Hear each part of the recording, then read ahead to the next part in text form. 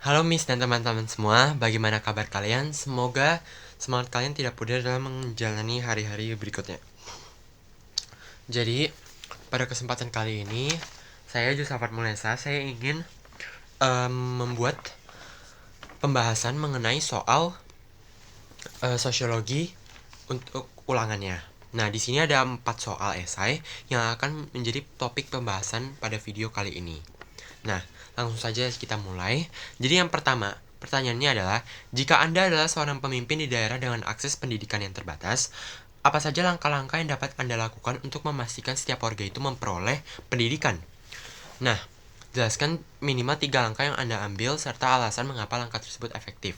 Nah, jadi keterbatasan pendidikan itu bisa terjadi karena ada beberapa hal. Nah, ada 3 langkah yang bisa kita ambil, terutama dari pendapat saya. Yang pertama, itu adalah memfasilitasi akses untuk mendapat pendidikan. Nah, maksudnya memfasilitasi akses, itu maksudnya seperti pendidikan itu pasti didapat melalui sebuah pengajaran, dan pengajaran tersebut pasti dilakukan di tempat yang formal, seperti yang kita kenal dengan nama sekolah. Nah, terutama pada desa terpencil dan daerah-daerah yang jalanannya banyak yang tidak bagus, maka sekolah itu bagi mereka bukanlah tempat yang mudah untuk dicapai, karena juga banyak berita-berita di TV kalau misalkan anak-anak itu sampai harus melewati banjir, melewati jembatan yang sudah meruntuh, melewati jalan-jalan yang rusak gitu, yang dapat memperlambat dan mengurangi akses ke pendidikan. Dan itu bisa bahaya karena semua anak di dunia itu harus bisa mendapatkan pendidikan yang akan menjadi wadah bagi mereka di masa depan nanti, seperti itu. Jadi yang paling terutama itu adalah menyediakan akses pendidikan yang sangat efektif. Nah, itu seperti bisa melalui pembetulan jalan, atau mungkin akses tersebut bisa dihalangi oleh seperti keadaan ekonomi, dia dikucilkan atau apa-apa lain. Pemerintah harus bisa mengurangi hal tersebut. Tapi yang paling mendasar itu adalah jalanan gitu, atau bagaimana cara untuk menempuh ke sekolah itu gitu. Lalu yang kedua, kenapa sih anak-anak itu pada nggak dapat pendidikan yang baik, yang memang benar-benar berguna untuk mereka? Itu karena dari kualitas gurunya. Jadi guru itu merupakan seseorang yang digunakan untuk mengajar, dan pasti seseorang yang mengajar itu harus bisa lebih pintar dan bisa menjelaskannya dengan baik agar murid-muridnya nanti pun juga dapat mengerti atau menangkapnya dengan baik gitu. Maka dari itu, guru-guru pun juga harus punya keahlian di mana dia bisa mengajar dengan baik, dia bisa memikat para murid, dia bisa memberikan suatu penerangan materi yang baik untuk murid, yang murid bisa gampang mengerti. Nah, banyak cara sih yang bisa guru lakuin, seperti misal ice breaking atau cara penyampaiannya dan lain-lain. Itu juga penting. Nah, lalu yang ketiga adalah fasilitas dari sekolah. Nah, fasilitas dari sekolah itu maksudnya adalah kelasnya, kondisi ruangannya, atau mungkin seperti ketersediaan alat tulis dan lain-lain. Nah, banyak anak-anak juga nggak bisa sekolah karena mungkin mereka nggak ada biaya, atau mungkin mereka tidak dapat membeli peralatan tulis, tidak dapat memberi seragam dan lain-lain. Nah, pemerintah di sini tuh bisa memberikan suatu cara seperti memberikan subsidi, memberikan bantuan sosial dan lain-lain gitu kepada murid-murid yang ke kesulitan gitu. Nah, terus juga fasilitasnya itu penting, karena murid itu belajar pasti harus didampingi oleh fasilitas yang memungkinkan agar mereka itu dapat belajar dengan baik, dengan fokus, dan dengan serius. Karena fasilitas itu penting dalam sebagai acuan di mana para murid itu bisa menangkap materi dengan baik. Kalau misalkan suasana kelasnya atau kondisi ruangannya itu tidak baik, atau seperti misal saat hujan dia itu bocor atau apa-apa, itu kan bisa mengganggu aktivitas belajar mengajar. Maka dari itu fasilitas sekolah pun juga penting gitu, agar bisa memperlancar dan mengurangi keburukan yang dialami oleh siswa gitu, ketidaknyamanan istilahnya gitu. Kemudian kita beralih ke soal nomor 2. Nah, bagaimana peran lembaga pendidikan dan lembaga agama dapat membantu keluarga dalam mempertahankan nilai-nilai moral di era digital yang serba cepat ini? Nah, jadi kita tahu kalau misalkan lembaga agama dan lembaga pendidikan itu sangat berguna bagi kehidupan masyarakat, terutama bagi kehidupan kita. Namun di sini lembaga pendidikan itu memiliki peran dalam moral juga, bukan hanya secara intelektual. Nah, kalau di moral, pendidikan itu memberikan sebuah pengajaran, lebih tepatnya itu seperti sebuah penerapan norma yang mendasar gitu. Kayak misal kita di sekolah pasti tidak diajarkan untuk ngomong kotor, lalu tidak boleh menyontek, tidak boleh mencuri barang teman, tidak boleh mengejek atau membuli teman gitu. Dan ketika kita beranjak lebih dewasa, kita lebih dihadapkan dengan sesuatu yang lebih menantang, seperti tidak boleh menonton hal-hal yang tidak senonoh, lalu kemudian tidak boleh merokok, tidak boleh berkata kasar dan lain-lain. Itu pasti diajarkan kepada kita di sekolah, karena tujuan sekolah yaitu untuk memperkuat karakter para murid gitu. Sedangkan di satu sisi, lembaga agama itu mengajarkan hal-hal yang lebih dalam lagi, seperti misal oleh yang diceritakan oleh ayat-ayat Alkitab. Itu di ayat-ayat tersebut tertera bahwa ada aturan-aturan apa saja sih yang harus dijalankan oleh seseorang, terutama bagi agama Kristen, tentang apa yang boleh dilakukan dan apa yang tidak boleh dilakukan gitu. Lembaga agama ini memberikan pengajaran yang lebih mendalam gitu, lebih kompleks dan detail, agar para penganutnya pun juga bisa lebih kuat dalam iman dan lain-lain gitu. Kemudian langkah selanjutnya, pendidikan itu juga mengajarkan para siswa untuk tidak terjerat atau tidak terpengaruh oleh hal-hal yang buruk. Jadi kita tahu kalau misalkan sekolah itu nggak hanya mengajarkan kita tentang sebuah pengetahuan, tapi mengajarkan kita secara kebaikan, secara nilai dan moral, nilai dan norma gitu. Nah, khususnya sekolah Kristen itu pasti juga ada saatnya dimana mereka melakukan chapel, ibadah, dan lain-lain, yang dimana itu merupakan penerapan dari lembaga agama juga gitu. Nah, lembaga pendidikan itu juga memberikan sebuah pembelajaran tentang apa sih yang harus siswa-siswa siapkan untuk menghadapi sebuah tantangan moral khususnya gitu.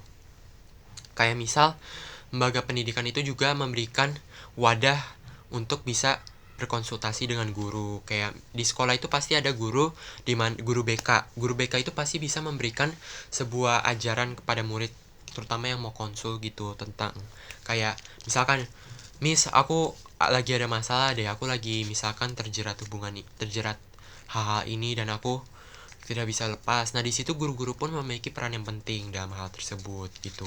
Acara-acara seperti retret ibadah pun juga dapat memperkuat nilai dan norma dalam siswa dengan memberikan pengajaran gitu. Itu adalah peran dari guru dan sekolah. Nah, kalau di lembaga agama itu juga memberikan suatu apa ya namanya, penolong bagi diri kita, yaitu Tuhan Yesus. Lembaga agama itu setiap penganutnya itu pasti akan menerapkan setiap ajaran-ajaran yang ada di agama tersebut, dan setiap agama itu pasti memiliki Tuhannya sendiri gitu, dan pasti setiap agama itu akan mengajarkan hal-hal yang baik. Tidak ada agama yang mengajarkan hal-hal yang buruk gitu, karena agama itu merupakan dasar dari pemikiran kita. Agama itu merupakan dasar dari apa yang harus kita lakukan dalam hidup kita gitu, mengenai apa yang boleh dan yang tidak boleh gitu. Dan kalau di Kristen itu kita sebutnya sebagai iman, pengharapan, dan kasih. Ketiga hal inilah yang sangat signifikan terhadap kehidupan manusia gitu, dalam menghadapi penyimpangan-penyimpangan moral di dunia ini. Kemudian soal yang ketiga, apa saja kebijakan atau program yang dapat dilakukan oleh lembaga ekonomi untuk mengurangi kesenjangan sosial di masyarakat? Sebutkan 2 kebijakan dan jelaskan dampaknya. Di sini 2 kebijakan yang saya ambil adalah memberikan subsidi atau bansos, dan yang kedua adalah meningkatkan peluang pekerjaan. Nah, di sini memberikan subsidi itu dapat sangat mempengaruhi masyarakat, terutama masyarakat kurang mampu gitu. Karena kan kesenjangan antara si kaya dan si miskin itu terjadi karena yang satu terlalu kaya atau misalkan yang satu terlalu miskin. Jadi di sini tuh lembaga agama, maksudnya salah, eh pemerintah memberikan subsidi agar masyarakat itu bisa memenuhi kebutuhan hidupnya gitu, dengan bisa lebih membeli barang-barang yang mereka butuhkan untuk dapat mempertahankan kelangsungan hidupnya. Karena masyarakat terutama khususnya di desa terpencil atau daerah-daerah yang sulit dijangkau itu kan minim penghasilan mereka dan juga minim sumber air bersih dan lain-lain. Untuk itu mereka juga harus membelinya dari luar atau mendapatkannya, dan itu pasti membutuhkan energi dan uang. Maka dari itu pemerintah pun dapat memberikan bantuan sosial berupa sembako. Sembako itu seperti minyak goreng, air putih, mimian, sayur-sayuran dan lain-lain gitu. Bantuan sosial juga bisa berupa pemberian fasilitas, seperti kalau misalkan di daerah terpencil itu ada sebuah program, mereka ada yang diberi televisi, ada yang diberi rice cooker, kulkas dan lain-lain. Nah, itu sangat berguna dalam setidaknya meminimalisir kesenjangan antara si kaya dan si miskin. Lalu langkah konkret kedua itu adalah meningkatkan peluang pekerjaan. Di sini meningkatkan peluang pekerjaan karena pasti masyarakat itu membutuhkan uang untuk menafkahi hidup mereka dan keluarganya, untuk memberi kebutuhan-kebutuhan pokok dan lain-lain. Nah, pasti untuk mendapatkan tersebut melalui cara yang disebut bekerja. Nah, bekerja itu pasti akan ada saatnya kita bisa untung, bisa juga nggak untung gitu, terutama dalam hal dagang gitu. Nah, di sini pemerintah itu dapat meningkatkan peluang pekerjaan khususnya UMKM, usaha menengah kecil dan mikro. Nah, usaha menengah kecil dan mikro ini adalah usaha yang banyak masyarakat lakukan, terutama untuk masyarakat daerah terpencil, karena mereka kan itu nggak bisa kerja di seperti perusahaan atau kafe-kafe, jadi mereka mulai berdagang. Nah, berdagang itu seperti yang saya sebutkan bisa untung dan bisa tidak untung. Nah, di sini pemerintah dapat meningkatkan peluang pekerjaan itu kepada para masyarakat yang kurang mampu, yang ingin menafkahi keluarga mereka, ingin mencari sebuah pekerjaan yang layak. Meningkatkan peluang itu seperti lebih meningkatkan lagi fasilitas dagang seperti misal gerobak dan lain-lain gitu. Terus juga lebih memperhatikan UMKM gitu, seperti karena kan ada juga berita-berita yang mengatakan kalau misalkan UMKM itu banyak yang diusir, banyak yang juga dikacauin oleh warga gitu. Nah, pemerintah bisa mengeluarkan kebijakan untuk meminimalisir hal tersebut. Seperti itu. Kemudian yang keempat, bagaimana lembaga agama dapat tetap relevan dalam kehidupan generasi muda yang cenderung lebih terbuka terhadap pengaruh luar? Berikan 3 langkah konkret. Jadi, menurut saya langkah yang pertama itu adalah bahwa agama itu merupakan suatu dasar pemikiran dalam diri manusia, dan dari sejak mereka lahir, dan agama itu pasti tidak dapat dimusnahkan. Pasti agama itu akan tetap ada dalam hati manusia, tetap ada dalam diri manusia. Nah, lembaga agama ini mengajarkan ajaran-ajaran yang berguna dalam kehidupan, terutama pasti berupa kebaikan, terutama berupa hal-hal yang baik untuk dilakukan, dan hal-hal yang dapat menguntungkan diri kita sendiri dan juga orang lain gitu. Nah, kehidupan yang modern ini cenderung lebih terbuka terhadap pengaruh luar, dan biasanya pengaruh luar itu merupakan pengaruh-pengaruh yang jahat, yang buruk bagi kehidupan manusia, seperti tren geng motor, merokok, dan lain-lain. Gak cuma dari Indonesia tapi dari luar, karena hidup itu serba penuh dengan medsos. Semua informasi itu dapat kita terima dengan mudah karena adanya bantuan medsos, media sosial gitu. Nah, lembaga agama ini memberikan pengajaran-pengajaran tersebut agar kita itu tidak terjerat kepada hal-hal yang bertentangan dengan ajaran-ajaran agama kita gitu. Kemudian langkah kedua itu, agama itu juga memberikan sebuah tradisi di mana masyarakat itu harus bisa melakukan seperti beribadah. Kalau di Kristen itu harus beribadah setiap minggu, berdoa sebelum makan dan minum, berdoa sebelum makan, melakukan sebuah pekerjaan dan lain-lain. Terus ada perayaan Natal dan lain-lain. Nah, dengan adanya sebuah tradisi, sebuah tradisi-tradisi itu, atau mungkin bisa dibilang hal-hal tersebut yang harus dilakukan, masyarakat itu bisa lebih teguh lagi dalam iman gitu. Dengan ibadah, dengan berdoa, baca Alkitab, diharapkan masyarakat itu bisa lebih kuat hubungannya terhadap Tuhan Yang Maha Esa, bisa lebih